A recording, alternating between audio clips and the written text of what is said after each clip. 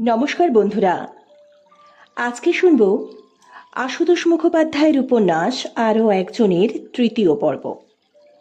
দ্বিতীয় পর্বে আমরা শুনেছিলাম মোহন হাজারিকা নিজেকে অটোমোবাইল ইঞ্জিনিয়ার পরিচয় দিয়ে নিজের ব্যবসার কথা বলেন। তার সারল্যে শর্মিলা বরকাকুতি মুগ্ধ। কিন্তু যেদিন শর্মিলা জানতে পারে যে মোহন হাজারিকা একজন মোটর মেকানিক এবং তার একটি গাড়ি সারানোর গ্যারেজ আছে মাত্র, সেই দিন শর্মিলা তাকে রূঢ়ভাবে প্রত্যাখ্যান করে চলে আসে। কিন্তু বাবার নির্বাচিত পাত্রের স্বরূপ জানার পর শর্মিলা আবার ছুটে যায় মোহন হাজারিকার কাছে। তারপর কি হলো শুনব তৃতীয় পর্ব।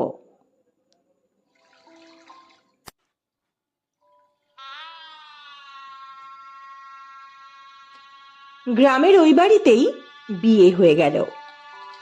এমন সাদামাটা বিয়ে কখনো চোখে দেখা দূরে থাক, শর্মিলার কল্পনার মধ্যেও ছিল না। কিন্তু তার জন্য এতটুকু খেদ নেই, ক্ষোভও নেই, বরং গতানুগতিকতার বাইরে মজাদার নতুন কিছু হলো যেন। গ্রামের এই পরিবেশে এমন বিয়েই মানায়, এর বেশি জাঁকজমক করতে গেলে সেটাই কৃত্রিম হতো। মোহন হাজারিকার এই গ্রামের বাড়িতে এক বুড়ো বুড়ি থাকে। আত্মীয় কিছু নয়, বাড়ি ঘর জমি জমা তারাই দেখাশোনা করে। উদ্যোগী হয়ে গ্রামের অন্তরঙ্গদের ডেকে তারাই বিয়ে দিল। মুশকিল দাঁড়ালো তারপর। শর্মিলা 15 দিনের ছুটি ফুরিয়ে আসছে, কিন্তু মোহন তার কোনো কথা কানে তুলতেই রাজি নয়। আবার গৌহাটি ফিরে যেতে তার ভীষণ আপত্তি, আর ভয়ের কারণগুলো শর্মিলা আঁচ করতে পারে। বিয়ের পরেও বড়লোক শ্বশুর এবং তার মেয়েরা তার বউকে না কেড়ে নেয়। গৌহাটি গিয়ে ওই শ্বশুরের মুখোমুখি দাঁড়ানোর কথা ভাবতে তার কাঁপুনি। কেড়ে না নিলেও আস্তে আস্তে ছোট মেয়ের কান মন বিষিয়ে দিতে পারে। ওই অঢেল ঐশ্বর্যের পাশাপাশি বউ নিয়ে বাস করতে তার ভয়, দ্বিধা, সংকোচ। তার থেকে এই গ্রামে থেকে গেলে তার রাজার মেজাজ, এখানেই বউকে সে রানী করে রাখতে চায়। বিয়ের আগে শর্মিলা যা অনুভব করত, বিয়ের পরের এই কদিনের মধ্যে এই লোকের সেই ছবিটাই অতি বাস্তব হয়ে তার সামনে উপস্থিত। সেই কারণে একটা চিনচিন অস্বস্তি মনের তলায় উঁকিঝুঁকি দিলেও সেটা একেবারে ছেঁটে নির্মূল করে দেওয়ার চেষ্টা। তার কল্পনায় যে পুরুষ ছিল, এই লোকের সঙ্গে তা মেলে না, মিলবে আশাও করেনি। বিদ্যায় বুদ্ধিতে চাল চলনে কোনো শিক্ষিত আর মরমী মেয়ে স্বামীকে নিজের থেকে বড় দেখতে চায়। কিন্তু যাকে সে যেচে সে গ্রহণ করলো, তার ভিতরে সবটুকু যেন এক ছেলে মানুষের গণ্ডির মধ্যে আটক আছে। তার হাসি খুশি, আনন্দ, রাগ, অভিমান সবই যেন ছেলে মানুষের। জীবনের হিসেবের দিকটা তার কাছ থেকে দূরে সরে আছে। বুকের তলার সমস্ত স্নেহ উজাড় করে ঢেলে দেবার মতো সে একটি মানুষ পেয়েছে। তাকে রাগিয়ে হাসিয়ে আদর করে অস্থির করার মতো বুকের কাছেরই একজনকে পেয়েছে। কিন্তু স্বামী পেয়েছে মন প্রাণ দিয়ে ভাবতে গেলে কিছু ঘাটতি না পড়ে পারে না। শর্মিলা ভাবতে চায় না। বিয়ের সঙ্গে একটি বয়স্ক ছেলে মানুষকে গ্রহণ করার দায়িত্ব সে হাসি মুখে বহন করতে প্রস্তুত। অতএব বেগ পেতে হলেও ডাক্তারি ছেড়ে এখানে কেন তার পক্ষে বসে থাকা সম্ভব নয় সেটা বুঝিয়ে ছাড়ল। অভয় দিল তার স্বাধীনতায় কেউ কোনো দিন হাত দেবে না। গৌহাটিতে সে আগে যেমন ছিল তেমনই থাকবে। তার চালু মোটর গ্যারাজ বন্ধ করার কোনো দরকার নেই, বরং আরও সেটা বড় করে তোলা যায় কি করে দুজনে মিলেই ভাববে। যে যাই ভাবুক, তার কাজকে শর্মিলা কোনো দিন ছোট করে দেখবে না, এই প্রতিশ্রুতি দিল। ছোট ভাবলে সে কি তার কাছে আসতো? মোহন হাজারিকা শেষ পর্যন্ত রাজি হয়েছে, মন বেঁধেছে। শর্মিলার গাড়িতে দুজনে রওনা হয়েছে আবার। কিন্তু গৌহাটির যত কাছে এসেছে, মোহনের মুখ তত বিমর্ষ আবার। ওই মুখ দেখে শর্মিলার হাসি পেয়েছে। গৌহাটিতে এসে গাড়ি চাঁদমারির রাস্তা ধরতে মোহন আঁতকে উঠেছে আবার। কিছুতেই আগে সে শ্বশুর বাড়িতে যাবে না। আগে নিজের ঘরে গিয়ে ওঠা হোক, সেখান থেকে খবর পাঠানো হবে। তারপর শ্বশুর যদি ডাকেন তখন যাওয়া যাবে।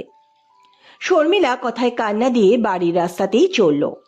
বলল, আগে সেখানে গেলে কি হবে? বাবা আর দিদিরা তোমার কাছ থেকে আমাকে কেড়ে রেখে দেবে? তা না দিক, অপমান তো করতে পারে। পারে না, করবেই হয়তো, কিন্তু তাতে তোমার আমার গায়ে লাগবে কেন? তুমি কি ভাবো কোনো অন্যায় করেছো? মাথা ঝাঁকে মোহন জবাব দিল, না, কখনো না। তাহলে? তাহলে সেধে অপমান হতে যাব কেন? বাবার আশীর্বাদ নিতে যাওয়া আমাদের কর্তব্য, তাই যাব। অপমান যদি করেনও তাই মাথায় করে চলে আসব। আর তুমিও বুঝতে পারবে তোমার জন্যেই কতটা আমি ছেড়ে আসতে পেরেছি।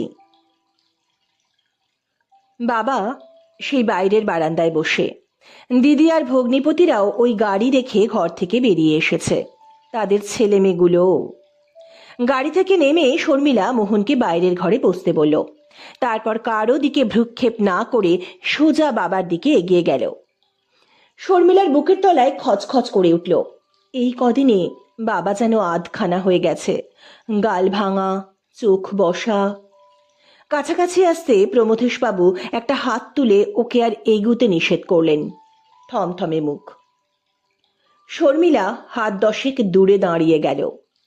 প্রমথেশবাবু বধূ বেশে মেয়েকে দেখলেন, কপালে আর সিঁথিতে সিঁদুর, গাঁয়ের বউয়ের মতো হাতে লাল পলার চুড়ি। শর্মিলা জিজ্ঞেস করল, প্রণাম করতে দেবে না? আশীর্বাদও করবে না? দিদিরা আর ছেলেমেয়েরা পিছনে এসে দাঁড়িয়েছে। দিদিদের ঘোরালো মুখ, ধারালো চাউনি, ছেলেমেয়েগুলো সশঙ্ক। প্রমথেশবাবুর দুই চোখে আগুন, গলার স্বরে ব্যঙ্গ। শুধু এইটুকুই চাই, আর কিছু চাই না। শান্ত মুখে শর্মিলা জবাব দিল, না বাবা। প্রমথেশবাবু আবার খানিক চেয়ে থেকে বললেন, তার আগে একটা খবর জেনে রাখা ভালো। আমি একটা উইল করেছি, সই সাবুদ হয়ে গেছে। এটা করার কেন দরকার হয়েছে বুঝতে অসুবিধে হচ্ছে না বোধ হয়? না, আমাদের শুধু প্রণাম করে যেতে দাও আর আশীর্বাদ করো, এর বেশি আর কিছু আমরা চাই না। যে প্রভূত বিত্ত সমস্ত জীবন ধরে প্রমথেশবাবু সঞ্চয় করেছেন, তার থেকে বঞ্চিত হওয়াটা ছোট মেয়ে এমন স্থির শান্তভাবে মেনে নেবে, এটা বোধহয় তিনি ভাবেননি। ভিতরে ভিতরে আরও যেন ক্ষিপ্ত তিনি। আমাদের বা আমরাটা কে? তোর সঙ্গের ওই মোটর মেকানিক? হ্যাঁ, তোমার সে কেউ নয়, আমার স্বামী। সে সেধে আমার কাছে আসেনি, আমি তার কাছে গেছি। তোমাকে প্রণাম করে আর আশীর্বাদ নিয়ে আমরা চলে যাব। তাকে অপমান করে নিজের মেয়ের কাছে তুমি ছোট হতে পারো না বাবা। বেশ কিছুক্ষণ চুপচাপ মুখের দিকে চেয়ে রইলেন প্রমথেশবাবু। তারপর বললেন, আচ্ছা, ডাকো। দিদির বড় ছেলেটা ছুটে গিয়ে তাকে ধরে নিয়ে এলো। মোহনের বিড়ম্বিত হাসি হাসি মুখ। কাছে এসে শ্বশুরের পায়ে হাত রেখে প্রণাম করলো। দিদিদেরও প্রণাম করতে গেল, তারা পিছিয়ে গেল। শর্মিলা বাবার পায়ে মাথা রেখে প্রণাম করলো। প্রমথেশবাবুর ঢকঢকে চাউনি ছোট জামাইয়ের মুখের উপর। বললেন, আমি ঈশ্বরের কাছে প্রার্থনা করব আমার মেয়ে কেড়ে নেবার অভিশাপ যেন তোমার গায়ে না লাগে। আর কিছু বলার নেই, এবার যেতে পারো। তাড়াতাড়ি পালিয়ে বাঁচার চেষ্টা মোহনের। শর্মিলা বাধা দিল, দাঁড়াও। দিদিদের দিকে ফিরল। বাবাকে এর মধ্যে কোন ডাক্তার দেখেছে? উর্মিলা মাথা নাড়ল। কোনো ডাক্তার দেখানো হয়নি। বলল, আমরা খোঁজ নিলে বাবা বলেন ভালো আছেন, ডাক্তার দরকার নেই। অসহিষ্ণু ঝাঁঝে ছোট মেয়েকেই প্রমথেশবাবু বললেন, সে খোঁজেও আর তোমার দরকার নেই, তুমি এখন যেতে পারো। তোমার জিনিসপত্র বা বইপত্র আমি কাল সব লোক দিয়ে পাঠিয়ে দেব। শর্মিলা সামান্য হেসে জবাব দিল, জিনিসপত্র সব তোমার দেওয়া, এরপর আর সেসব পাঠানোর দরকার নেই। বইপত্রগুলো অবশ্য কাজে লাগবে। নিজের ঘরে ঢুকে গেল। বাবা মায়ের ফটো আর ব্লাড প্রেশারের যন্ত্রটা হাতে করে তক্ষুনি ফিরল। আবার ফটোটা দিদিদের দেখিয়ে বলল, এটা আমার তোলা, নিয়ে যাচ্ছি। তারপর বাবার দিকে ফিরে জিজ্ঞেস করলো, অনেকদিন প্রেশার চেক করা হয়নি, একবার দেখে যাব? প্রমথেশবাবুর বুকের তলায় কিছু যেন দুমড়ে মুচড়ে ভাঙছে। অনেক শক্ত, অনেক কঠিন হবেন ভেবে রেখেছিলেন। ক্রোধে ক্ষোভে দিশেহারার মতো দিন কাটাচ্ছিলেন তিনি। এই মেয়েকে আর ক্ষমা করার মতো কোনো দুর্বলতা মনের কোণে ঠাঁই দেননি। চূড়ান্ত আঘাত দিয়ে চূড়ান্ত নিষ্পত্তির প্রতীক্ষায় ছিলেন তিনি। কিন্তু ভিতরে যে কান্নার ঢেউ জমাট বেঁধেছিল তার খবর রাখতেন না। মেয়ের এই শান্ত সুন্দর মুখের দিকে চেয়ে তাতে ভাঙন ধরল। উল্টে নিজেকেই নৃশংস অপরাধী মনে হতে লাগলো। মুখের দিকে আর তাকাতেও পারলেন না, অন্যদিকে মুখ ফেরালেন। বাবার এই ভিতরটাকেই সব থেকে ভালো চেনে শর্মিলা। এগিয়ে চেয়ারটা টেনে সামনে বসলো। হাসছে অল্প অল্প।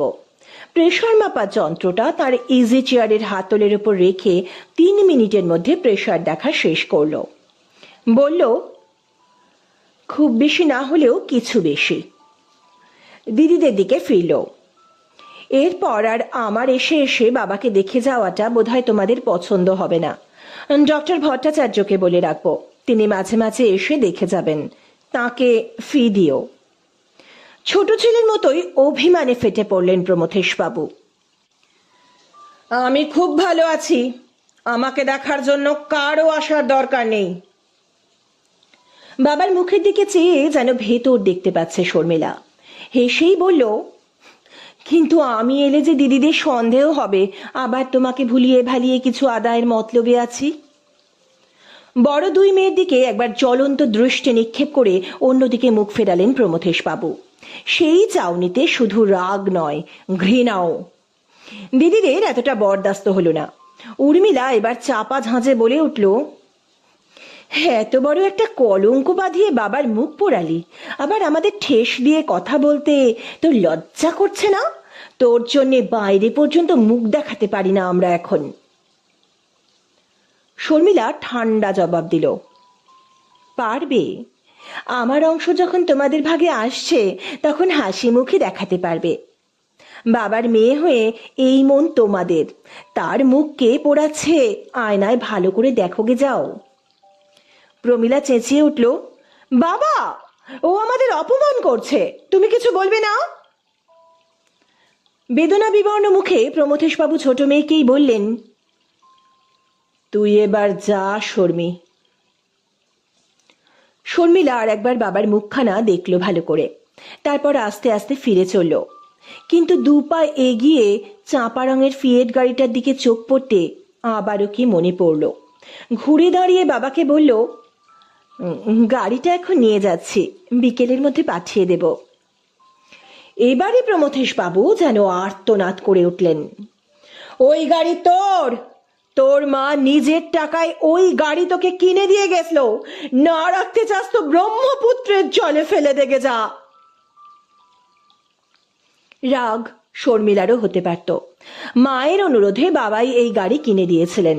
টাকাটা মায়ের নিজের কিনা বা বড় মেয়েদের শোনাবার জন্য বাবা এই কথা বললেন কিনা জানে না, তবে সব কিছু থেকে বঞ্চিত হবার পর একটা গাড়ির প্রত্যাশা কে রাখে? কিন্তু বাবার মুখের দিকে চেয়ে শর্মিলার সে কথা আর মুখে এলো না। ধীর পায়ে ফিরে চলল। একটা ঘরের মধ্যে নতুন সংসার গুছিয়ে বসতে কত আর সময় লাগবে। বড় বাংলো ভাড়া নেবার জন্য মোহন ব্যস্ত হয়ে উঠছিল। শর্মিলা বাধা দিয়েছে, বাংলো ভাড়া নেবার আর দরকার নেই, সময় মতো পাশে আর একটা ঘর তুলে নিলেই হবে। রোগী দেখার জন্য একটা ঘর তার দরকার বটে। আপাতত সে কাছাকাছির মধ্যে কোথাও একটা ঘর ভাড়া নেবে, উপার্জন তো বাড়াতেই হবে। রোজগার বাড়ানোর চেষ্টায় মোহনও উঠে পড়ে লেগেছে। এখন তার ফুর্তি যেমন, উৎসাহ তেমন। গ্যারাজ খুলে পুরনো লোকজন আবার সব ডেকে এনেছে, কাঁচা টাকা হাতে এলেই ওতে ঢালছে। গ্যারাজ বাড়াতে হবে, বড় করতে হবে। এখন রাতারাতি বড় লোক হবার নেশা তার, কিন্তু খরচের বেলায় হাতের 5 আঙুল ফাঁক। বউয়ের জন্য বেশি খরচ করতে পারলেই আনন্দ। 10 টাকায় যা হয়ে যায় তার জন্য 20 টাকা খরচ করে বসে। শর্মিলা কিছু বললে বা রাগ করলে অমনি অভিমান। গরিব বলে তার এটুকু খরচের হাত বাড়াবাড়ি ভাবে বউ। এতদিন গ্যারাজ বন্ধ ছিল, তাই টাকারও টানাটানি। বেহিসাবি হবার ফলে এক এক সময় আবার এমন হয় যে গাড়ি মেরামতের টুকটাক জিনিস কেনারও টাকা হাতে থাকে না। তখন আবার মাথা চুলকে শর্মিলার কাছেই এসে দাঁড়ায়। একটু অসুবিধে পড়ে গেছি, কিছু টাকা দিতে পারো?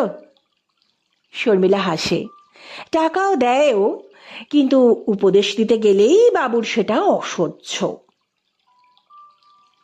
শর্মিলার সমস্ত সমাচার হাসপাতালের একজনই শুধু জানে, ডক্টর বিশ্বনাথ ভট্টাচার্য।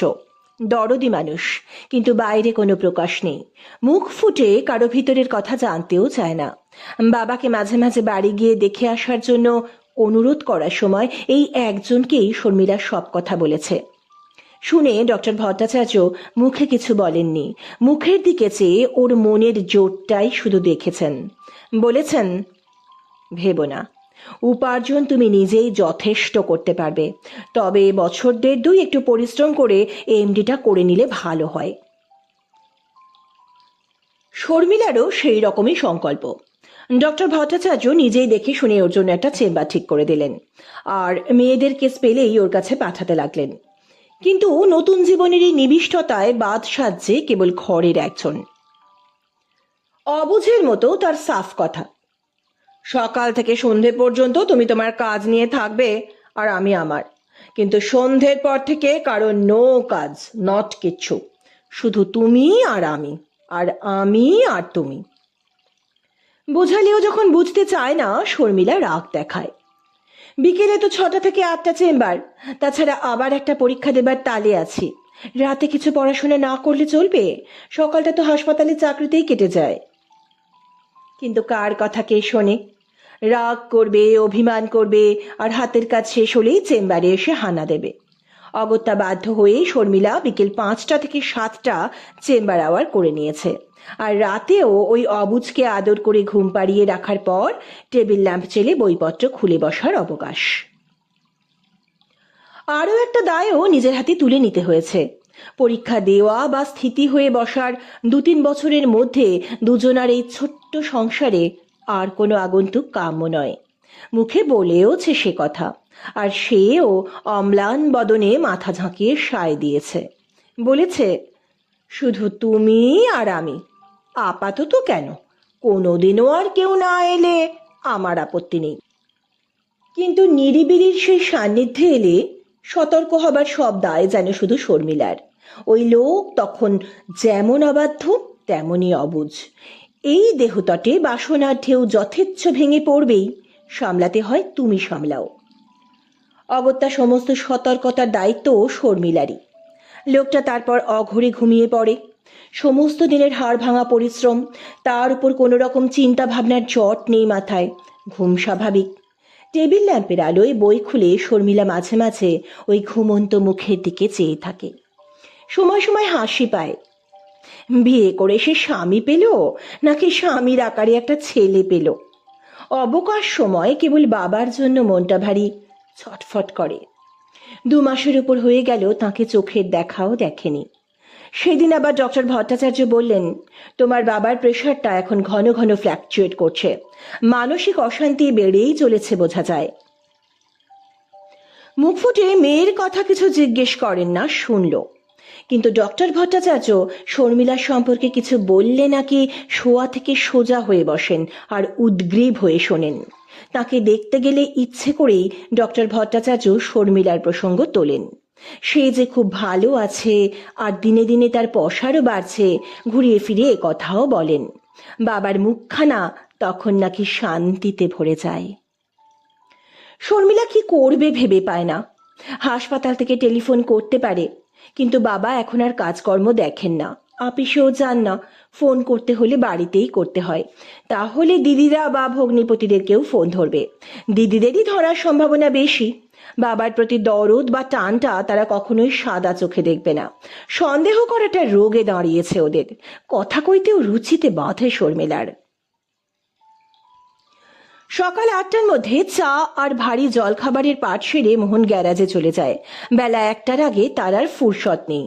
তাকে কাজে পাঠিয়ে স্নান সেরে ধীরে সুস্থে হাসপাতালে রওনা হবার জন্য তৈরি হয় শর্মিলা। সেদিনও মোহন চলে যেতে চুপচাপ জানলার কাছে দাঁড়িয়েছিল শর্মিলা। একটু বাদেই চমকে উঠল। বাবার মস্ত বিলিতি গাড়িটা ঘরের গায়ে এসে থামল। গাড়ি থেকে প্রমথেশবাবু নামছেন। শর্মিলা ছুটে এলো, দুহাতে তাকে জড়িয়ে ধরে বলে উঠল, এই শরীর নিয়ে বাবা তুমি কেন এলে? হাসপাতালে একটা ফোন করলেই তো আমি ছুটে যেতাম। বাবার মুখ আরো শুকনো, কিন্তু লালচে, চোখ দুটো আগের থেকেও বসা। ওর হাত ছাড়িয়ে গাড়ি থেকে বেশ বড় সড়ো একটা পুঁটলি বার করলেন। তারপর বললেন, ঘরে চলো। শর্মিলা সন্ত্রস্ত। পুঁটলিটা দেখিয়ে জিজ্ঞেস করলো, এতে কি বাবা? রাগত মুখে তিনি বলে উঠলেন, এখানেই দাঁড়িয়ে কথা বলবি, ঘরে ঢুকতে দিবি নে। আনন্দে উত্তেজনায় বুকের ভিতরটা কাঁপছে শর্মিলার। তাড়াতাড়ি দুহাতে তার একটা হাত ধরল। চলো বাবা চলো। ওই মস্ত পুটলিটা বাবার হাত থেকে নিলে বাবার সুবিধে হতো, কিন্তু কেন যেন শর্মিলা তা পারল না। ঘরে এনে বাবাকে শয্যায় বসালো। ঘরের চারদিক একবার দেখে নিয়ে হতাশ গলায় তিনি বলে উঠলেন, এখনো এই একটা ঘরেই তোকে ফেলে রেখেছে কেন? বড় বাড়ি ভাড়া নেবে বলে খুব বড়াই করেছিল না? বাবাকে ঠান্ডা করার মতোই নরম সুরে শর্মিলা বলল, নিতে চেয়েছিল বাবা, আমি আপত্তি করেছি। গ্যারেজটা চোখের উপর থাকে, তাতে সুবিধে। তাছাড়া বিশ্বাস করো, আমি খুব ভালো আছি বাবা। এ আমার আর একটা তপস্যা। তুমি কেবল আমাকে আশীর্বাদ করো। কিন্তু তবু খুশি করা গেল না। তপ্ত স্বরে জিজ্ঞেস করলেন, স্কাউন্ড্রেলটা কোথায়? গ্যারাজে। ডাকবো? যাক, আমি আর ওর মুখ দেখতে চাই না। শর্মিলা হেসে ফেলল। সেটা কি আমার কাছে আনন্দের কথা হবে বাবা? আমার ভালো চাইলে তার ভালো না চেয়ে তুমি পারো? একটু গুম হয়ে থেকে প্রমথেশবাবু বললেন, থাক, যাবার সময় দেখা করে যাবক্ষণ। সামনের পুটলিটা দেখিয়ে বললেন, আমার সঙ্গে সম্পর্ক ছেড়েছিস, তোর জিনিস আর আমি রাখবো কেন? এগুলো তোর। সম্পর্ককে ছেড়েছে শর্মিলা সে কথা আর তুলল না। ওই পুঁটলির দিকে চেয়ে অস্বস্তি।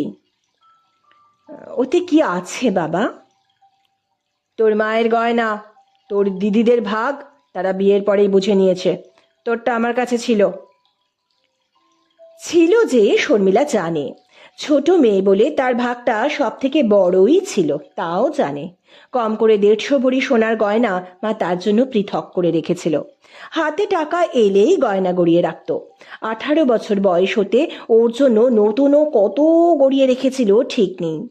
দিদিরা এজন্য মা বাবা দুজনকেই কম ঠেস দিত না, কম কথা শোনাতো না। বুকের তলা থেকে একটা যন্ত্রণা ঠেলে উঠল শর্মিলার। বলল, বাবা, এ তুমি কেন নিয়ে এলে? এ আমি কি করে নেব?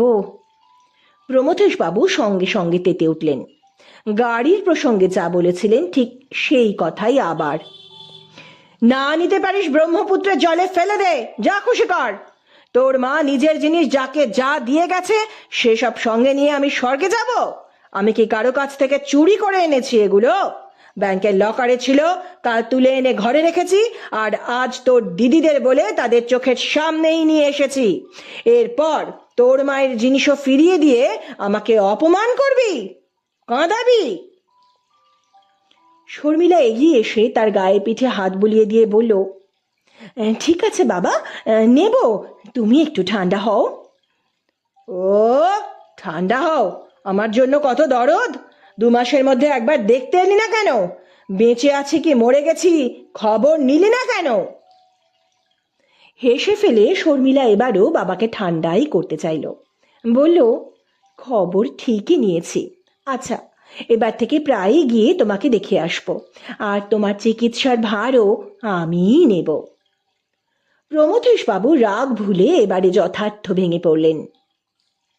মেয়ের দুটো হাত ধরে বলে উঠলেন, শুধু ভার নিলে হবে না, আমার ভুল শুধরাবার সুযোগ তোকে দিতে হবে।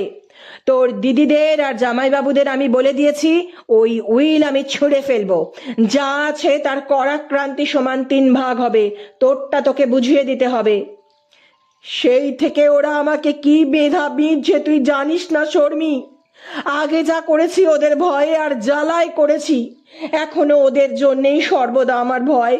ওরা আমাকে মেরে ফেলতেও পারে, বিশ্বাস করে আমি ওদের হাতে খেতে পর্যন্ত পারি না। শর্মিলা স্তব্ধ খানিকক্ষণ। বাবার এমন বিশীর্ণ বিভ্রান্ত মূর্তি আর বুঝি দেখেনি। বলল, বাবা, তুমি মিথ্যে ভয় পাচ্ছ। তোমার টাকা আর সম্পত্তির লোভ ওদের আছে জানি, কিন্তু এত খারাপ ওরা নয়। এতেই তাঁর উত্তেজনা বাড়ল। আমার মিথ্যে ভয় হতে পারে, কিন্তু তোকে ওরা ঠকাতে চায় কি বলে? পাছে তোকে কিছু দিয়ে ফেলি সেই ভয়ে জামাই দুটো অন্তত আমার চোখ বোঝার অপেক্ষায় আছে, জেনে রাখ। কিন্তু আমি তা বরদাস্ত করব বলতে চাস? চোখ বোঝার আগেই তোকে যাতে ঠকতে না হয় সে ব্যবস্থা আমি করে যাব। আবারও গায়ে পিঠে হাত বুলিয়ে শর্মিলা তাকে ঠান্ডা করলো। তারপর খুব অনুনয়ের সুরে বলল, বাবা, একটা কথা বলবো, তুমি রাগ করবে না? না রে না, আর তোর কোনো কথাতেই আমি রাগ করব না, কিন্তু আমি যা করতে যাচ্ছি তুই তাতে বাধা দিবি না। কিন্তু আমার পরামর্শ যদি নাও তুমি, তাহলে এখন কিছুই করবে না বাবা। তাহলে ও বাড়ি যেতে আর তোমার চিকিৎসা করতে আমার অসুবিধে হবে, আর তোমারও গঞ্জনা বাড়বে। ও যেমন আছে থাক, এখন তুমি সম্পূর্ণ সুস্থ হয়ে ওঠো, তারপর যা খুশি করো, তখন আমি কিছু বলবো না। প্রমথেশবাবু আর কিছু বলতে পারলেন না, মুখের দিকে চেয়ে রইলেন, চোখে জল। কিন্তু সময় যে তার সত্যি ঘনিয়েছে শর্মিলা ভাবতে পারেনি, ভাবতে চায়নি। 15 দিন না যেতে বড় রকমের স্ট্রোক হয়ে গেল। সেই ধাক্কা আর সামলানো গেল না। 72 ঘন্টা অজ্ঞানের মতো থেকেছেন, সেই অবস্থায় প্রাণপণে ঝুঁজেছেন। আর শর্মিলা মৃত্যুর হাত থেকে বাবাকে তেমনি করে ছিনিয়ে নিতে চেয়েছে। 3-4 দিনের মধ্যে নাইতে খেতেও সময় পায়নি। শহরের সমস্ত বড় ডাক্তারকে বাবা শয্যার পাশে নিয়ে এসেছে। ডক্টর ভট্টাচার্য এই কদিন ওই বাড়িতেই থেকে গেছেন। মাঝে মাঝে বড় বড় চোখ করে বাবা তাকিয়েছেন, শর্মিলাকেই খুঁজেছেন। সে ঝুঁকলে কিছু যেন বলতে চেয়েছেন, কিন্তু বলতে পারেননি। সকাতরে 2 মেয়ের দিকেও তাকিয়েছেন, তাদেরও কিছু বলা হয়নি। কিন্তু শর্মিলার ধারণা বাবাকে বলতে চায় দিদিরা বুঝেছে। প্রমথেশ বরকাকুতি চোখ বুঝলেন। উর্মিলা প্রমিলা তারস্বরে কাঁদল। কাঁদতে পারল না শুধু শর্মিলা। বাবার কাজ পর্যন্ত এই বাড়িতেই মুখ বুজে থেকে গেল শর্মিলা। পারলৌকিক কাজের আগে বাড়ি ছেড়ে চলে গেলে বাবা যেন ব্যথা পাবেন, কিন্তু ঘরের ওই অবুঝ একজনের তাতেও আপত্তি। রোজই তাকে নিয়ে যাবার জন্য এসে ধর্ণা দেয়। শর্মিলা শক্ত মুখেই তাকে ফেরায়। আর দিদিদের মুখ দেখে ধারণা, তারা ভাবছে বাবার টাকা কড়ি বা সম্পত্তি কিছু পাবে কি পাবে না, ছোট বোন সেই আশায় বসে আছে। কি করা যেতে পারে না পারে 2 বোন এই নিয়ে সলা পরামর্শও হয়তো করে। বাবার কাজ ঘটা করেই হয়ে গেল। বাবারই টাকা, গঙ্গা জলে গঙ্গা পুজো। আর সেই দিনই রাতে শর্মিলা ঘরে যাবার জন্য প্রস্তুত হলো। দিদিরা দুজনেই এসে বাধা দিল, আর 2-4 দিন থেকে যা, আজই যাওয়ার কি দরকার? শর্মিলা জবাব দিল, আর থাকলে তোমাদের ভাগাভাগির অসুবিধে হবে, এরপরে তো সেই পালা, সেটা আর দেখার ইচ্ছে নেই। বুদ্ধিমতী দিদিরা এখন আর তার উপর রাগ করল না, পালা করে বলল, আমাদের কি দোষ বল? এমন কাণ্ড করলি তুই, বাবাই তো রেগে মেগে উইল করে বসলো, এখন তোর ভগ্নিপতিদের বোঝানো মুশকিল। যাই হোক, বাবা নিশ্চয়ই তোকে অনেকটাই ক্ষমা করে গেছেন, নইলে মায়ের গয়নাপত্র সব তোকে দিয়ে আসবেন কেন? আর উইল বদলাবার কথাও 2-1 বার আমাদের কাছে বলেছিলেন। টাকা কড়ি কিছু তোকে হয়তো দিয়ে যেতে চেয়েছেন। নগদ যা আছে সেটা সমান 3 ভাগ করতে আমাদের আপত্তি নেই। আপনার জন হয়ে মাথা খারাপের মতো এমন একটা কাজ করে ফেললি, কি আর বলবো। শর্মিলা ঠান্ডা জবাব দিল, আর বেশি বলো না দিদিরা, এরপর হয়তো হেসে ফেলল। তোমাদের উদারতা আমার মনে থাকবে। ভাগাভাগি যা করার নিজেদের মধ্যেই করে নাও। আর তারপর বাবার কাছেই রোজ প্রার্থনা করো যে ব্যবহার তোমরা তার সঙ্গে করেছো তেমনই যেন ছেলে মেয়ের কাছে তোমাদের পেতে না হয়। আর আমাকে যেরকম আপনারজন ভাবো সেরকম আপনারজন ভাই বোনদের তোমাদের ছেলে মেয়েরা যেন না ভাবে। চলি। বাপের বাড়ির সঙ্গে যোগ সেই শেষ।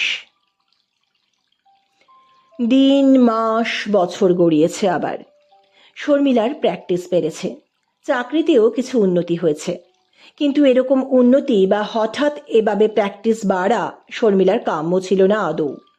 হাসপাতালে বা বাইরের জীবনে একমাত্র আপনার জন ছিলেন ডক্টর বিশ্বনাথ ভট্টাচার্য। লম্বা ছুটি নিয়ে ভদ্রলোক আবার বিদেশে পাড়ি দিলেন। সরকারি যোগসূত্রে আপাতত 2 বছরের জন্য বিদেশের কোনো বড় হাসপাতালে কাজের ভার নিয়ে চলে গেলেন। দেশে ফিরলেও এরপর এই হাসপাতালের সঙ্গেই যোগাযোগ থাকবে তারও কোনো নিশ্চয়তা নেই। যাবার আগে ভদ্রলোক তদবির তদারক করে শর্মিলাকে তাঁর জায়গায় বসিয়ে গেলেন। শুধু তাই নয়, তাঁরই সুপারিশে তাঁর বাঁধা রোগীরাও প্রয়োজনে এখন ওরই শরণাপন্ন। এত পরিশ্রমের মধ্যেও এমডি পরীক্ষা দেওয়ার সংকল্প মাথায় আছে।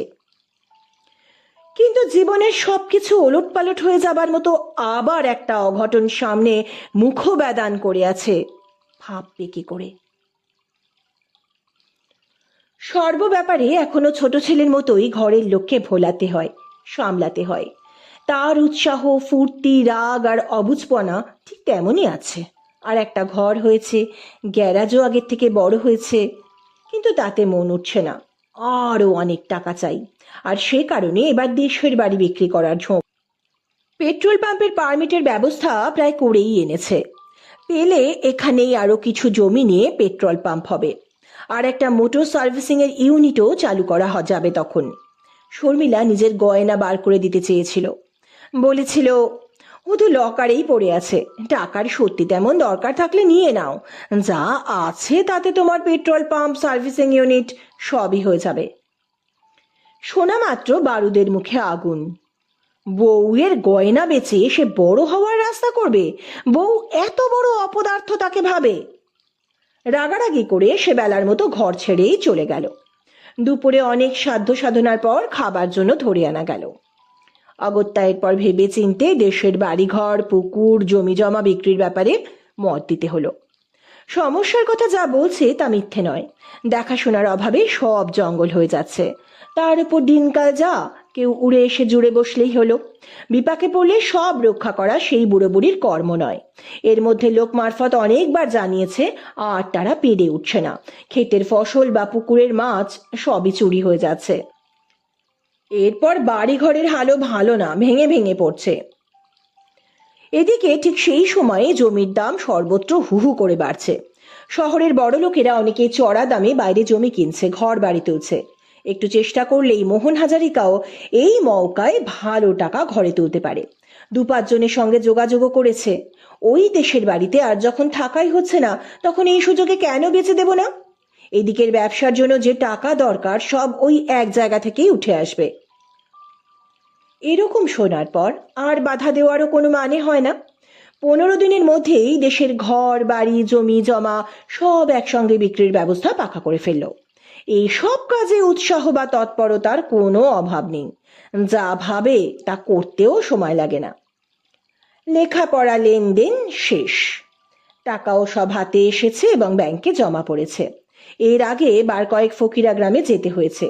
কাজ শেষ হবার পর নতুন মালিককে সব বুঝিয়ে দিয়ে নিজের মায়ের স্মৃতি সেখানে যা পড়ে আছে সেসব নিয়ে আসার জন্যে শেষবারের মতো আবার ফকিরা গ্রামে গেছে।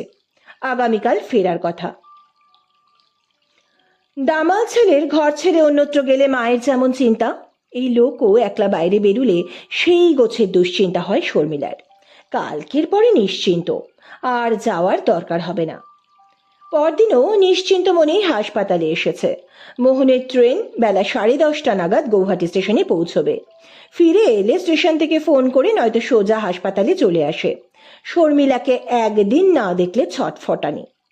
কাজের চাপে ঘড়ির দিকে চোখ ছিল না শর্মিলার। সরকারি দপ্তর থেকে একটা জরুরি খবর এলো। খবরটা শুনে শরীরের রক্ত জল হবার দাখিল শর্মিলার। বেলা তখন 12টা। গৌহাটি থেকে 15 মাইলের মধ্যে অমুক ডাউন ট্রেনের সঙ্গে একটা গুডস ট্রেনের মুখোমুখি অ্যাক্সিডেন্ট। ডাউন ট্রেনটা লেট ছিল। সিগন্যালের গোলযোগে দিনের আলোয় এই ভয়াবহ দুর্ঘটনা। 4-5টা বগি চূর্ণ বিচূর্ণ, হতাহতের সংখ্যাও বিপুল। হাসপাতালের কর্তৃপক্ষ যেন প্রস্তুত থাকে, প্রচুর আহত মানুষকে জায়গা দিতে হবে। ওই ডাউন ট্রেনেই মোহনের ফেরার কথা। স্টেশনে ফোন করে শর্মিলা দুর্ঘটনার সঠিক জায়গা জেনে নিল। তারপর দিশেহারার মতো সেই পথে গাড়ি ছোটালো। এরকম বিভীষিকা শর্মিলা আর জীবনে দেখেনি। এ যেন সত্যি নয়, এ যেন সত্তা পাথর করে দেওয়ার মতো দুঃস্বপ্ন একটা। এখানে মৃত্যুর উৎসব, ছেঁড়া খোড়া থ্যাতলানো মানুষের দেহের নরক, আর্তনাদে বাতাস ভরাট। অনেক সেবা প্রতিষ্ঠান একযোগে মৃত এবং আহত দেহ উদ্ধার করে চলেছে। প্রায় ঘন্টা দেড়েক বাদে তার সন্ধান মিলল। একটা ভাঙা বগির তলা থেকে তাকেও টেনে বার করা হলো। তার বুকে একটা 8-9 মাসের শিশু। শিশুর গায়ে একটা আঁচড় পর্যন্ত পড়েনি। সে ওই লোকের বুকের নিচ থেকে তারস্বরে কাঁদছে।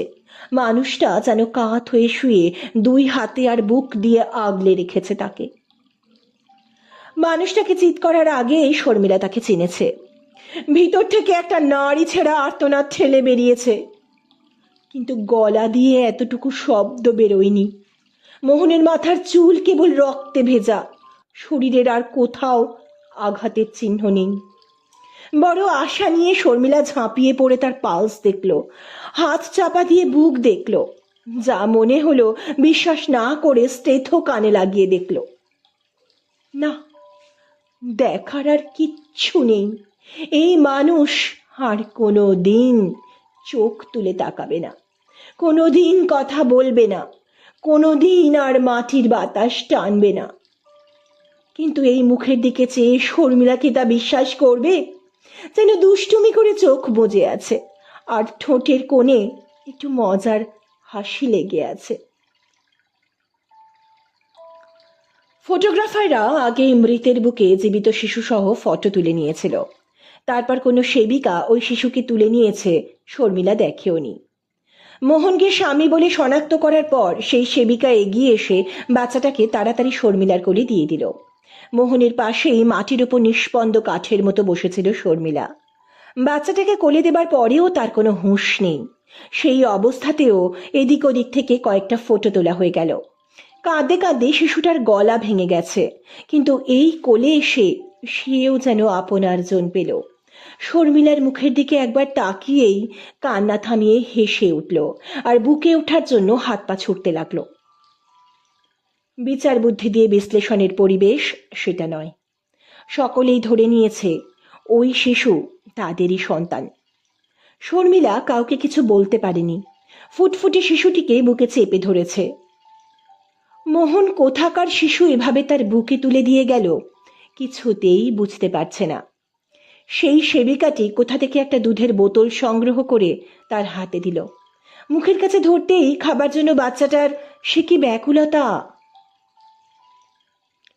ওই শিশুকে বুকে নিয়ে শর্মিলা প্রায় বিকেল পর্যন্ত ছিল সেখানে। ভলান্টিয়ারদের নিজের পরিচয় দিয়ে জানিয়েছে এ ছেলে তার নয়। ছেলের বাবা মায়ের সন্ধানের চেষ্টা হয়েছে। সেই বগি থেকে অনেক মেয়ে পুরুষের বিকৃত বিধ্বস্ত মৃতদেহ বার করা হয়েছে। আহত মানুষদের আগেই সরানো হয়েছিল, কিন্তু বিকেল পর্যন্ত কোনো মেয়ে বা পুরুষ এই শিশুর সন্ধান করল না। শর্মিলার পরিচয় পাওয়ার পর কেউ আর শিশুটিকে আপাতত তার জিম্মায় ছেড়ে দিতে আপত্তি করল না। শর্মিলার বাইরেটা পাথর, কিন্তু অতক্ষণ পর্যন্ত স্বেচ্ছাসেবকদের সঙ্গে সেও এই শিশুর বাবা মায়ের হদিশ পেতে চেষ্টা করেছে। তার অনুরোধে মোহনের দেহ আরও অনেক হতাহতের সঙ্গে অ্যাম্বুলেন্সে তুলে গৌহাটি হাসপাতালে পাঠানো হলো। আশ্চর্য, শর্মিলা ওই শিশুকে পাশে কখনো শুইয়ে কখনো বা বসিয়ে এক হাতে তাকে আগলে অন্য হাতে তার গাড়ি চালাচ্ছে। শোকের প্রশ্ন নেই, শোক ও পাথর। আপনজন বলতে আর কেউ থাকলো না। দিদিদের একটা খবরও দেয়নি শর্মিলা। কি করে নিজেরাই খবর পেয়ে এসেছিল। বাচ্চাটাকে দেখে তারা হাঁ।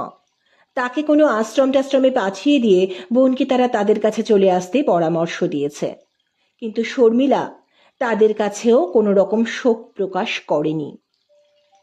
তারা এখন আসবে, ডাকবে, জানা কথা। ডাক্তার বোন, উপার্জন ভালো, একেবারে নির্ঝঞ্ঝাট ঝাড়া হাত পা এখন। তাদের কাছে থাকলে এখন আর উপকার ছাড়া অপকার কিছু নেই। অতএব বোনের কাছে কোথাকার অজানা ঘরের এক ৮-৯ মাসের শিশু দেখলে তারা এছাড়া আর কি পরামর্শ দেবে?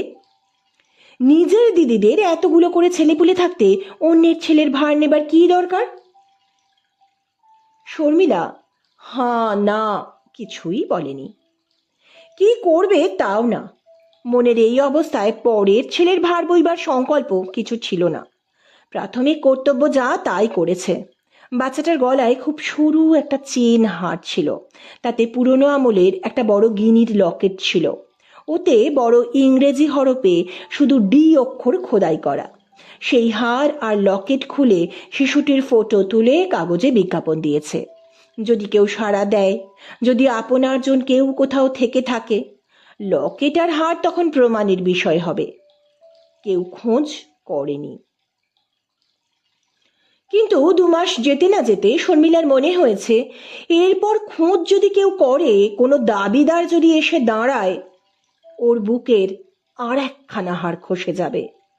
ওই দুটো ছোট কচি হাত যখন তাকে আঁকড়ে ধরে, মুখের দিকে চেয়ে খিলখিল করে হাসে, শর্মিলার মনে হয় বুঝি পাগল হয়ে যাবে।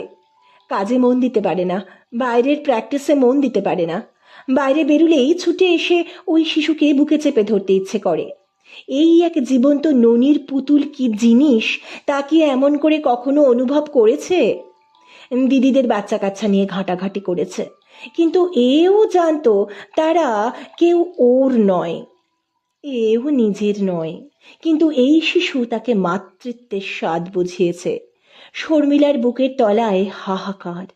উপার্জনের তাগিদে আরো উঁচু ডিগ্রির মোহে মা হবার সম্ভাবনাকেই সে সবার আগে তফাতে রেখেছে। আরও একটা কারণে নিজের চুল ছিঁড়তে ইচ্ছে করে তার। কেন ওই শিশুর ছবি দিয়ে কাগজে বিজ্ঞাপন দিতে গেল? ২ মাস কেটে গেছে বটে, কিন্তু এখনো যে কেউ এসে হাজির হবে না, ঠিক ঠিক প্রমাণ দাখিল করে ওই শিশুর উপর দাবি জানাবে না, কে বলতে পারে? রাতের ঘুমের মধ্যেও এই দুঃস্বপ্ন দেখে শর্মিলা। স্বামী ঠিক নয়, বুকের স্নেহ উজাড় করে দেবার মতো এক ছেলে মানুষ এসেছিল তার জীবনে। সে নিজে থাকলো না, ওকে জব্দ করার জন্যেই যেন কার এক শিশুকে ২ হাতে বুকে আগলে দুর্ঘটনা থেকে রক্ষা করে শর্মিলাকে উপহার দিয়ে গেল। এও যেন তার মজার ছেলে মানুষই কিছু। কিন্তু এই উপহার সে আর এ জীবনে বুক থেকে নামাবে কি করে?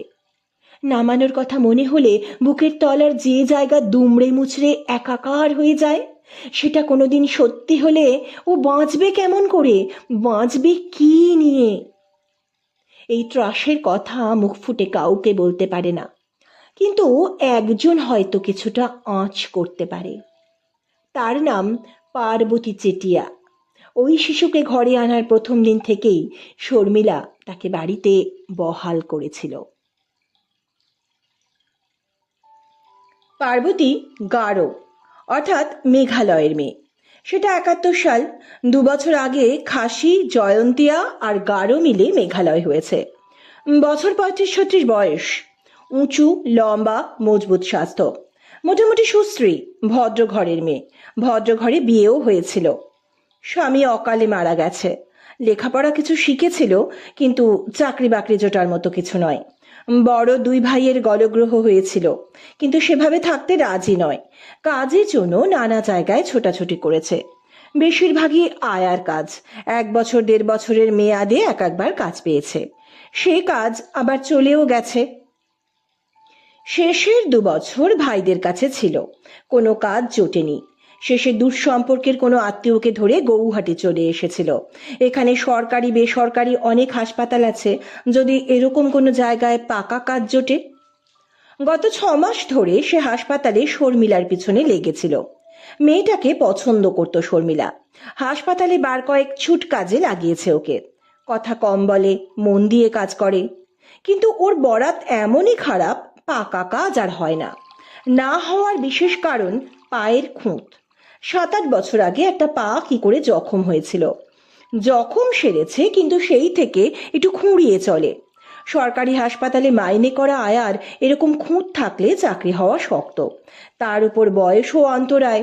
হাসপাতালে পয়সাওয়ালা রোগী বা রোগিনী ক্যাবিন ভাড়া নিলে অনেক সময় নিজের খরচে আয়া রাখে। শর্মিলা এতদিন পার্বতীকে সেই রকম কাজ জুটিয়ে দিয়ে আসছিল। কোনো সপ্তাহে বেকার বসে থাকতো, কোনো সপ্তাহে বা কাজ জুটত। শিশুটিকে নিয়ে দুর্ঘটনার জায়গা থেকে সোজা হাসপাতালে এসেছিল শর্মিলা, কারণ মোহন হাজারিকার দেহ পোস্টমর্টেমের জন্য সেখানেই আনা হয়েছে। এদিকে দেখাশোনার জন্য ছেলেটাকে ওই প্রথম দিনই পার্বতীর হাতে দিয়েছিল। সে তখন বেকার বসে। তারপর বিকেলে শিশুর সঙ্গে ওকেও সঙ্গে করে ঘরে ফিরেছে। তখন কিছু ভাবার শক্তি নেই শর্মিলার। যে কদিন না কোনো ব্যবস্থা হয়, ওই শিশুকে আগলানোর জন্যও একজনকে দরকার। পার্বতীর থেকে বিচক্ষণ আর বিশ্বস্ত কাকে পাবে? সেই থেকে পার্বতী চেটিয়া শর্মিলার কাছেই আছে। হাসপাতালের পাকা আয়ার গোড়ায় যে মাইনে, শর্মিলা তাকে সেই টাকাই দেয়।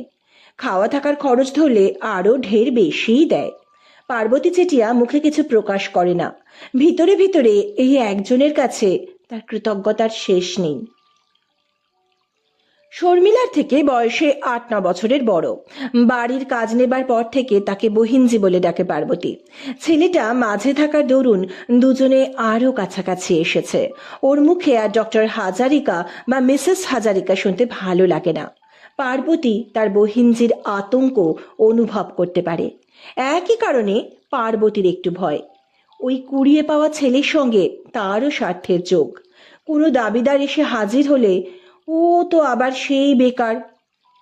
বহিনজিকে যেরকম চিনেছে, এই ছেলে থেকে গেলে ওরও বাকি জীবন থেকে যাওয়ার অনিশ্চয়তার ছায়া সরে যাবে। প্রথম থেকেই বহিনজিকে ভালো লেগেছে, কিন্তু সে যে এত উদার আর স্নেহপ্রবণ জানা ছিল না। শর্মিলা ছেলের নাম রেখেছে বাবুল।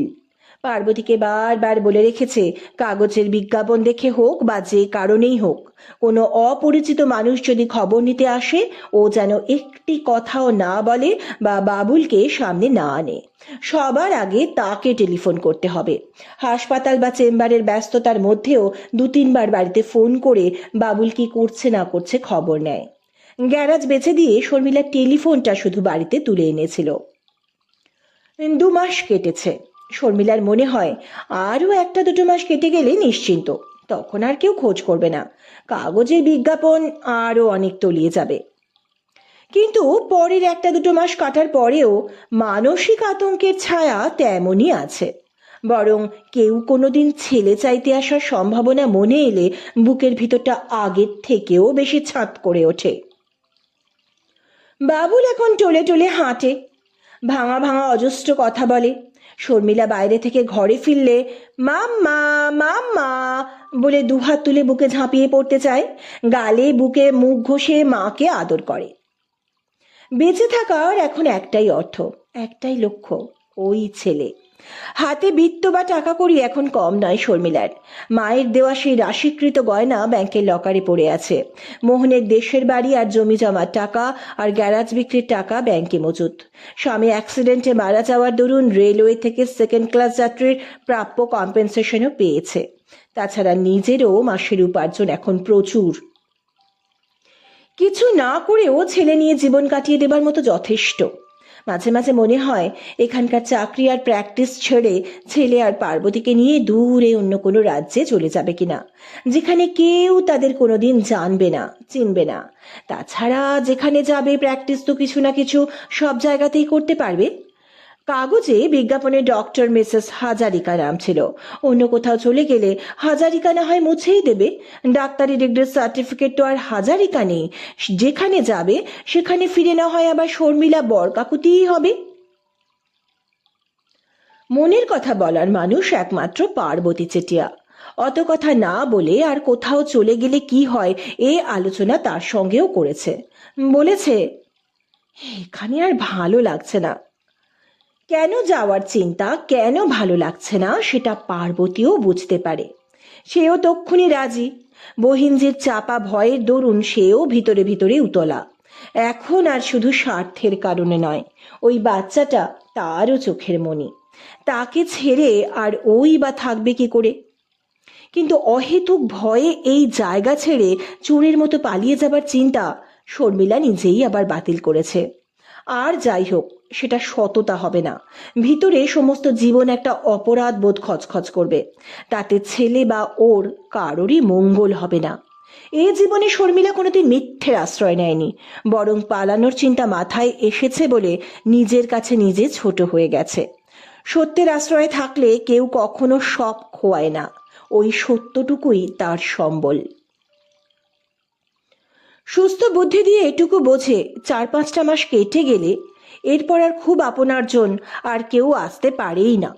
দূরের আত্মীয়তা সুতো ধরে ছেলের দাবি নিয়ে আসবে এমন গরজ কার? গরজ থাকলে তাও এতদিনে আসতো। আর এরপর কোনো যোগসূত্র ধরে আসেই যদি কেউ, তাহলেই বা এত সহজে বাবুলকে কেড়ে নেবে কি করে? এরপর কেউ এলে বুঝতে হবে টাকার লোভে এসেছে। সেরকম দরকার হলে শর্মিলা টাকা দিয়েও রফা করতে পারবে। এই সাদা সত্যের ওপরেই নির্ভর করবে সে। আর নির্ভর দেয়ালে টাঙানো মোহনের বড় ফটোটা। সেদিকে চেয়ে শর্মিলা মনে মনে বলে, বাবুলকে দিয়ে তুমি দুষ্টুমি করে চলে গেছো। তুমি যখন আর ফিরবে না, তোমার দেওয়া বাবুলকে আর কেড়ে নেবার সাধ্যি কার? ফটোয় মোহনের চোখে মুখে দুষ্টু দুষ্টু মিষ্টি হাসি। আরো 5টা বছর কেটে গেছে। শর্মিলার আর ভয় ডরের লেশমাত্র নেই। পার্বতী যেটিও নিশ্চিন্ত। অতীত ভুলেছে অনেকেই। নতুন যারা দেখে তারা জানে ডক্টর মিসেস হাজারিকার স্বামী নেই, ছেলে আছে একটা, ফুটফুটে ছোট্ট দুষ্টু ছেলে, বাবুল। বাবুল হাজারিকা 6 পেরিয়ে 7-এ পা দিয়েছে ছেলেটা। যেমন মিষ্টি তেমনই দুষ্টু, কিন্তু মায়ের আদর যেমন, শাসনও তেমনই। শর্মিলা রোজ খুব সামলে তাকে 2 ঘন্টা করে পড়ায়। সেও খেলার ছলে পড়ানো।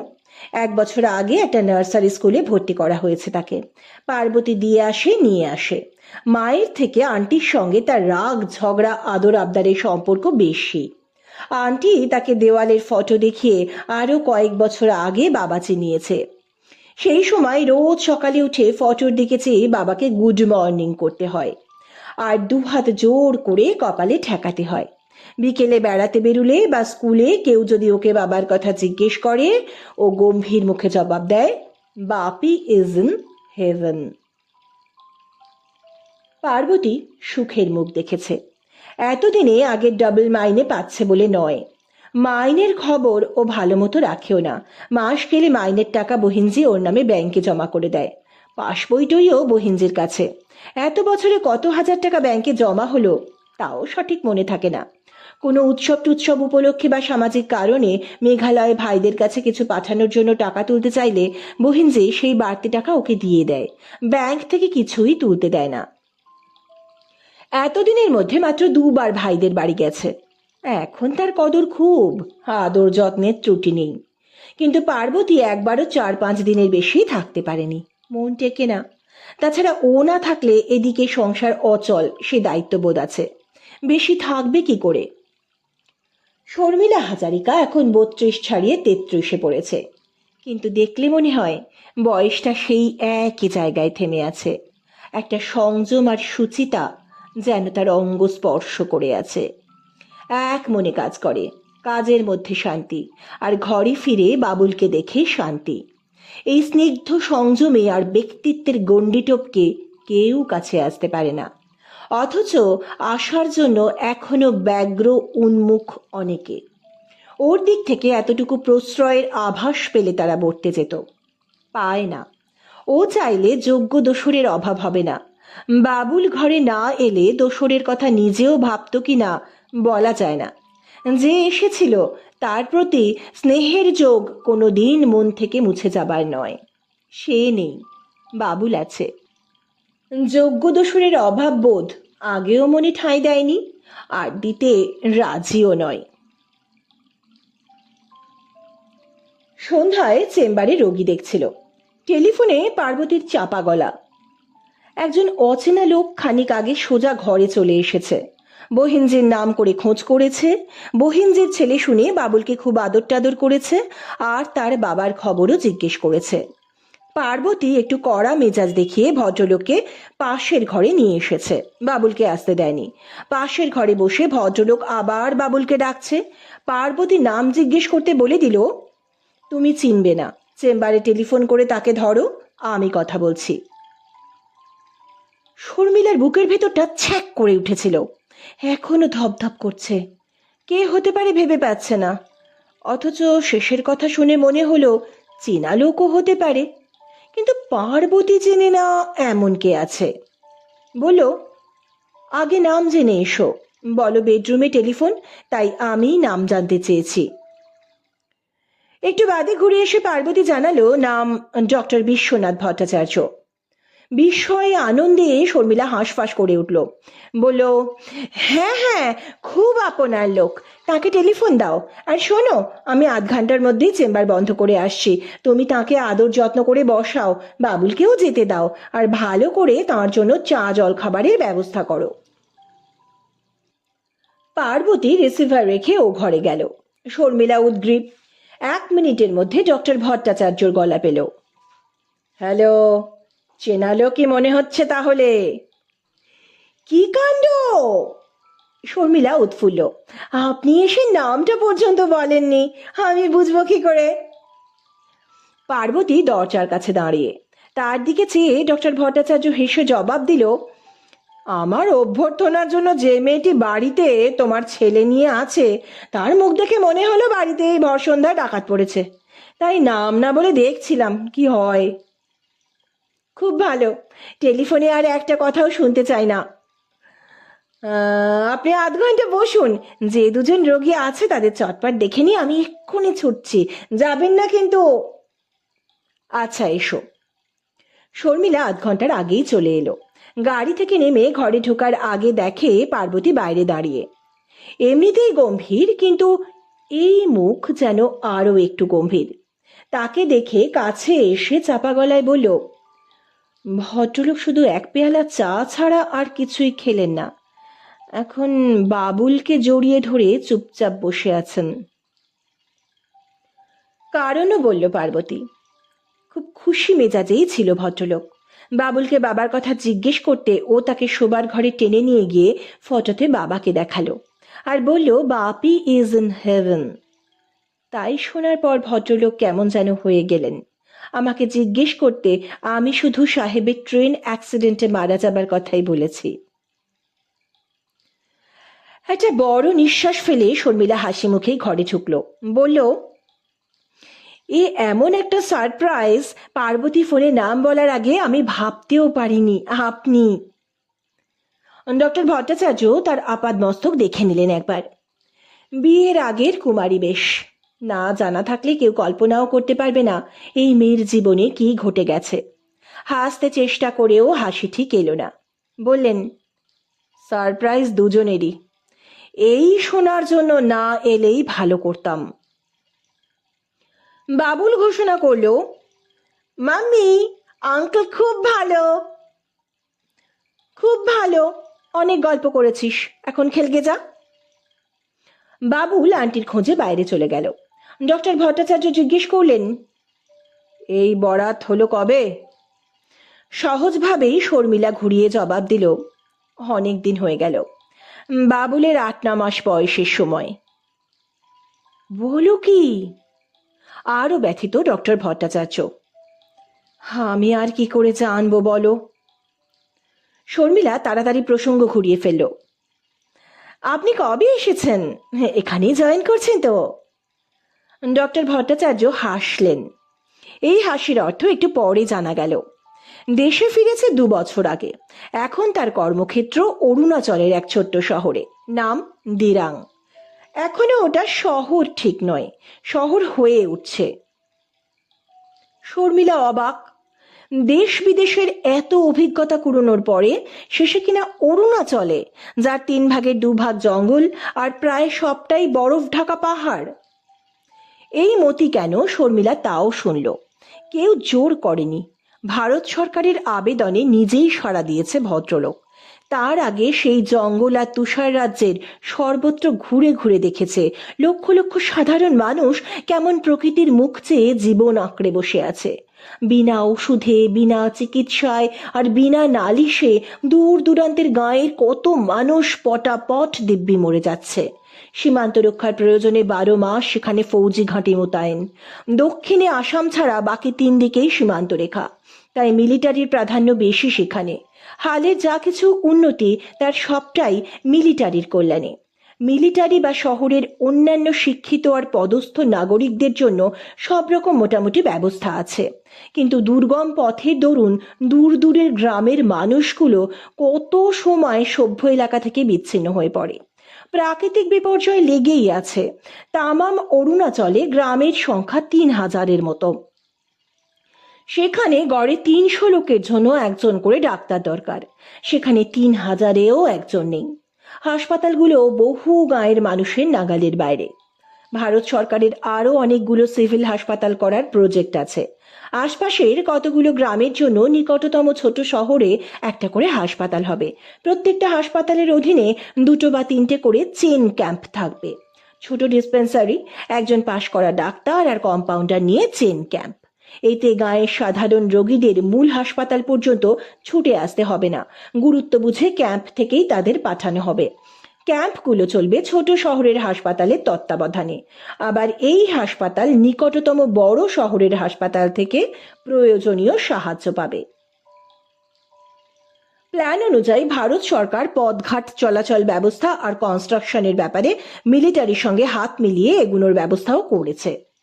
ডক্টর ভট্টাচার্যর হাসপাতাল বোমডিলা থেকে 500 মাইল দূরে আর 2000 ফুট নিচে ছোট শহর দিরাংয়ের মাঝামাঝি জায়গায়। সেখান থেকে আগে আর পিছনে অন্তত 2টো চেন ক্যাম্প করার সংকল্প তাঁর। সামনের দিকে আরও একটা হলে ভালো হয়। কাছে দূরের 20-30টা গ্রামের সঙ্গে যোগাযোগ থাকে তাহলে। কিন্তু ক্যাম্প এখনো পর্যন্ত একটার বেশি হয়ে ওঠেনি। ডাক্তারের অভাব। ওখানে গেলে মাইনে অবশ্য বেশি, কিন্তু প্রাইভেট প্র্যাকটিসের প্রশ্ন নেই যখন, কত আর বেশি। তাছাড়া শুধু সেবা লক্ষ্য এমন মন না হলে এত ধকল সহ্য করে কে? বরাবরকার জন্য ডাক্তার পাওয়া শক্ত। 1 বছর 2 বছরের কন্ট্রাক্টে 2-1জন উৎসাহী তরুণ ডাক্তার জোটানো যায় কিনা সেই চেষ্টায় গৌহাটি এসেছেন ভদ্রলোক। সাগ্রহী শর্মিলাকে বললেন, তোমার অদৃষ্ট তো দেখছি আমারই মতো, তুমি যাবে? মন যদি দিতে পারো খুব ভালো লাগবে। নিজের শোক আগলে থাকাটা অনেক তুচ্ছ মনে হবে, এ আমি জোর করে বলতে পারি। তবে প্রাইভেট প্র্যাকটিস থাকার দরুন এখানে হয়তো তোমার রোজগার অনেক বেশি। তবে 1-8 বছরের জন্য ভলান্টিয়ার করতে পারো, কত আর লোকসান। আর চাইলে গভর্নমেন্ট হয়তো আরো কিছু বাড়তি সুবিধে দিয়েই তোমাকে রিলিজ করে দেবে। লোকসান বা বাড়তি সুবিধে ধার ধারে না শর্মিলা। চাকরি বা প্র্যাকটিস কোনো কিছু না করলেও স্বচ্ছন্দে চলে যেতে পারে। একঘেয়ে এই জীবন আর ভালো লাগছে না। কবছর আগে বরাবরকার মতো এখান থেকে চলে যেতে চেয়েছিল ভয়ে। 5-6 বছর কেটে গেছে, সে ভয় আর নেই। তবু শোনা মাত্র ভেতরটা কেন চনমন করে উঠলো জানে না। কিন্তু তারপরেই দ্বিধা। বলল, কিন্তু ছেলে, তার পড়াশোনা? ডক্টর ভট্টাচার্যর মতে এটা কোনো সমস্যাই নয়। ইংলিশ মিডিয়াম স্কুল আছে সেখানে। নিজে ছেলেকে দেখাশোনার সময় বরং সেখানে গেলে আরো বেশি করে পাবে শর্মিলা। আর ছেলেটা যদি ওই প্রকৃতির মধ্যে বড় হতে পারে তাহলে নিজের দুপায়ে দাঁড়ানোর জন্য কখনো তাকে ভাবতে হবে না। ডক্টর ভট্টাচার্য 3 দিন ছিলেন। শর্মিলা ভাবার সময় চেয়েছিল। যত ভেবেছে যাওয়ার ইচ্ছে তত বড় হয়ে উঠেছে। এখন তো আর কোনো অনাগত ভয় বা সত্যের মুখোমুখি হবার সম্ভাবনা থেকে সে পালাচ্ছে না। জীবনযাপনের কিছু বৈচিত্র্য তার নিজের প্রয়োজনেও তো দরকার। গোড়ায় না হয় 1 বছরের কন্ট্রাক্ট সার্ভিসেই যাবে, ভালো না লাগলে চলে এলেই হলো। এ ব্যাপারে ডক্টর ভট্টাচার্যের আগ্রহ তার থেকে কম নয়। সেই কারণে শর্মিলার উৎসাহ যেমন, আবার তলায় তলায় অস্বস্তিও একটু। ভদ্রলোক বয়সে 10 বছরের বড় তার থেকে। শর্মিলার কাছে এখন অন্তত সেটা কোনো সমস্যা নয়, কিন্তু এই হৃদ্যতার সম্পর্ক আর কোনো অন্তরঙ্গ সম্ভাবনার দিকে গড়া শর্মিলা তা চায় না। কিন্তু ভদ্রলোক চাইলে? প্রসঙ্গটা ঘুরিয়ে উত্থাপন করেছিল শর্মিলা। বলেছিল, এখানে আমি ভালো আছি, টাকাও অনেক রোজগার করছি, কিন্তু ভালো লাগছে না। বাবুলকে নিয়ে আর নিজের কাজ নিয়ে বাকি জীবনটা শান্তিতে কাটিয়ে দিতে চাই। এখানে শান্তির সরাসরি ব্যাঘাত কিছু হচ্ছে না বটে, কিন্তু অনেকের লোভ আমাকে ঘিরে আছে, সেটা বুঝতে পারি। এজন্যেও এখান থেকে চলে যাবার কথা মাঝে মাঝে মনে হয়। ডক্টর ভট্টাচার্য মুখের দিকে চেয়ে রইলেন খানিক, তারপর বলেই ফেললেন, তাহলে এখন তোমার সমস্যাটা কি আমাকে নিয়ে নাকি? হেসে উঠলেন, বললেন, জীবনের আমি কিছু বড় অর্থ খুঁজে পেয়েছি, তুমি নিশ্চিন্ত থাকতে পারো।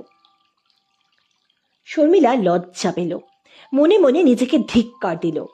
সেরকম হলে এই লোককে নিয়ে সমস্যা বিয়ের আগেই দেখা দিত। ডক্টর ভট্টাচার্য আবার বললেন, তোমাকে ভালো লাগে এটা অবশ্য ঠিক কথা, কিন্তু ভালো লাগার মধ্যে অসম্মানের কিছু নেই, ভিক্ষেরও কিছু নেই। কোনো রকম দ্বিধা বা ভয় থাকলে যেও না। শর্মিলা এগিয়ে এসে 5 ছুঁয়ে প্রণাম করলো তাকে, বলল, আমি যাব, আপনি ব্যবস্থা করুন। এরপর বাস্তব আলোচনা। শীতকাল এখন, এটাই সব থেকে কষ্টের আর দুর্যোগের সময়। ওইটুকু ছেলে নিয়ে এখন সেখানে যাবার প্রশ্ন ওঠে না। নতুন ক্যাম্পও এপ্রিলের আগে হবে না, তাই এপ্রিলের মাঝামাঝি অর্থাৎ আরও 4 মাস বাদে যাবার ব্যবস্থা পাকা হলো। ডক্টর ভট্টাচার্য আপাতত 1 বছরের কন্ট্রাক্টের কথা বলল। ভালো লাগলে বা ছেলেটার সহ্য হলে মেয়াদ বাড়ানো যাবে। এখানকার হাসপাতালের ওপরওয়ালার সঙ্গেও কথাবার্তা পাকা করে গেল ভদ্রলোক, আর পার্বতীকেও বেশ বাড়তি লাভের আশ্বাস দিয়ে গেল। ক্যাম্পে ট্রেন্ড নার্স তো পাওয়াই যায় না, শর্মিলার ট্রেন্ড অ্যাটেন্ডেন্ট হিসেবে সেও ভালো মাইনে পাবে, থাকা খাওয়ার আলাদা খরচ পাবে।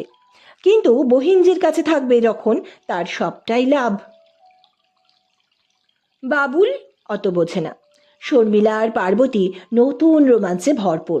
মাঝের 4টে মাস যেন প্রচন্ড রকমের দীর্ঘ তাদের কাছে। কিন্তু 1 মাস না যেতে নীল আকাশ থেকে যেন আচমকা বাজ খসে পড়ল একটা। শর্মিলা সচকিত, বেমহড়।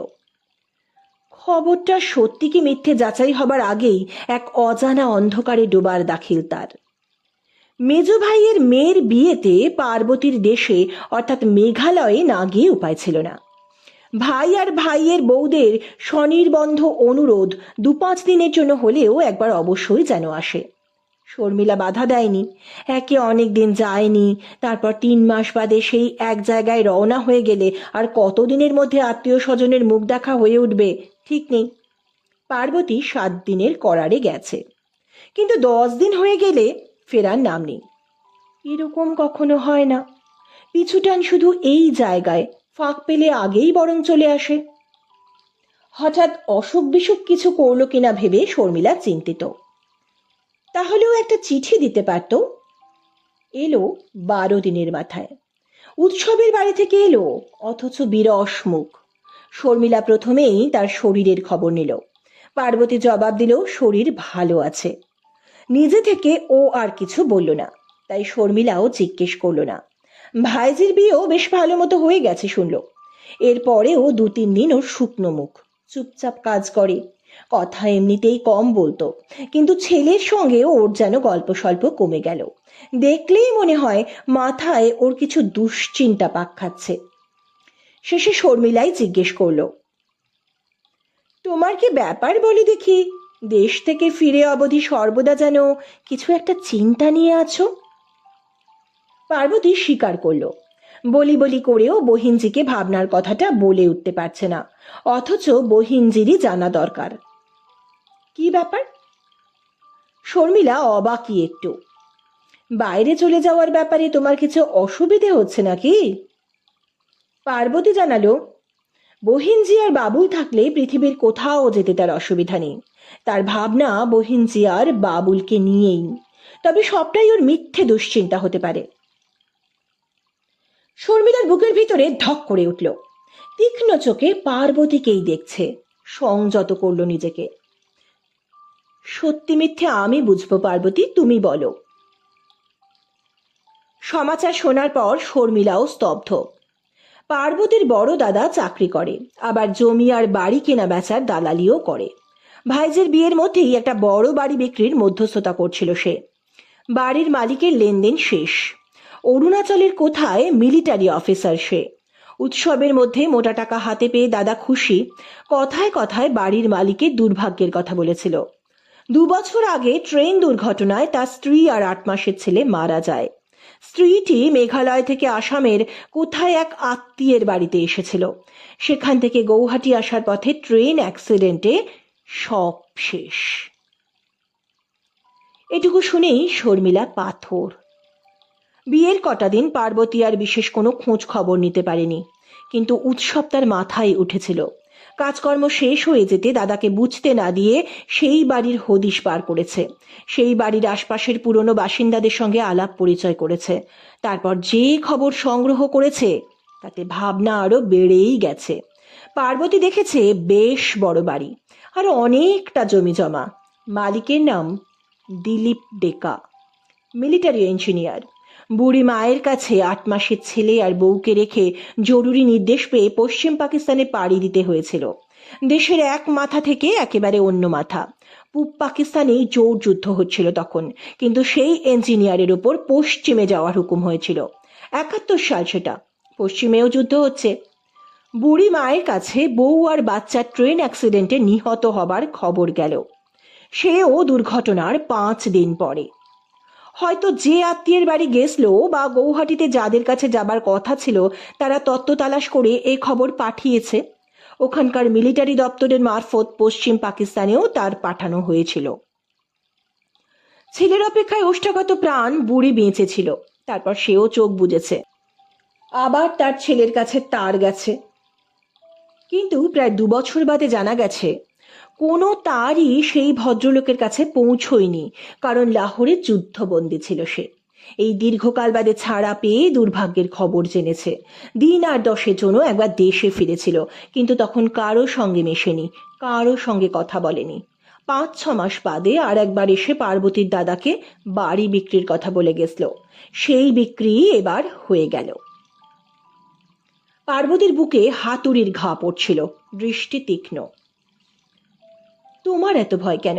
অ্যাক্সিডেন্টে অনেক বাচ্চা, অনেক বউ মরেছে তো ঠিকই। বাবুলের কথা তুমি কাউকে বলেছ নাকি? আহত মুখে পার্বতী মাথা নাড়ল। সে কাউকে একটি কথাও বলেনি। ছেলের গলার লকেটে ডি লেখা ছিল বলেই তার আরো বেশি ভাবনা। ওই ডেকা পরিবারে নাকি ঘটা করে 8 মাসের ছেলের অন্নপ্রাশনের উৎসব হয়েছিল। বাপ বহু টাকা খরচ করেছিল। তার 3 দিনের মধ্যে জরুরি নির্দেশে তাকে চলে যেতে হয়।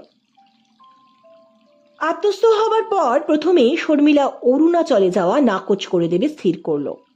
ডক্টর ভট্টাচার্য ঠিকানা তার কাছে আছে, কোনো কারণ না জানিয়ে লিখে দিলেই হলো, যাওয়া সম্ভব হবে না।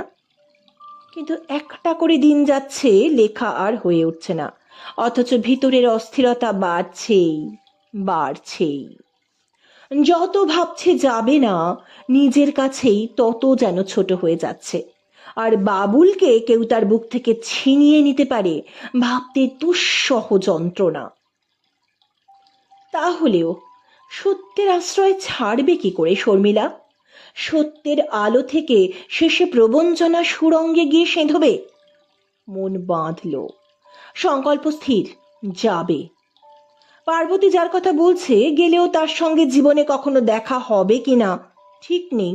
51,500 বর্গমাইলের এক রাজ্যের কোথায় দিলীপ ডেকা নামে এক লোক পড়ে আছে, তা নিয়ে তার এত মাথা ব্যথা কেন? ডক্টর ভট্টাচার্য পর্যন্ত বাবুলকে শর্মিলার ছেলে বলেই জানে। অরুণাচলে গিয়ে শর্মিলা কি বাবুলের সম্পর্কে ঢাকঢোল বাজিয়ে দিলীপ ডেকার খোঁজ করে বেড়াবে? তাছাড়া লকেটে ডি অক্ষর মিলেছে বলেই ধরে নিতে হবে ডেকা বংশের ছেলে বাবুল। তার কি মানে? সেই ট্রেন দুর্ঘটনার সংবাদ পরের দিন কাগজেই বড় করে ছাপা হয়েছিল, কিন্তু শর্মিলার কাছে শুধু কাগজে নিজের দেওয়া বিজ্ঞাপনের কপি আছে গোটা কতক। খুব ইচ্ছে হলো বড় কোনো কাগজের আপিসে গিয়ে ফাইল ঘেঁটে দেখে সেই দুর্ঘটনায় 6-8-10 মাসের কত শিশু মারা গেছে তার সংখ্যা কিছু আছে কিনা। যতদূর মনে পড়ে, মায়ের কোলে কয়েকটি মৃত শিশুর ছবিও কাগজে দেখেছিল। না, শেষ পর্যন্ত এই দুর্বলতার প্রশ্রয়ও দিতে পারল না শর্মিলা। সে যাবে, তারপর সত্য তাকে যেখানে এসে দাঁড় করিয়ে দেয় তাই মেনে নেবে। সংকল্প স্থির হবার পর বিবেকের দংশন অন্তত কমল, আর সেই সঙ্গে দিলীপ ডেকা নামে অজানা অচেনা একটা মানুষের সম্পর্কে একটু কৌতূহলও দানা বেঁধে উঠতে লাগলো। বিবেক বিবেচনা সম্পন্ন সকলেরই এই কৌতূহল স্বাভাবিক।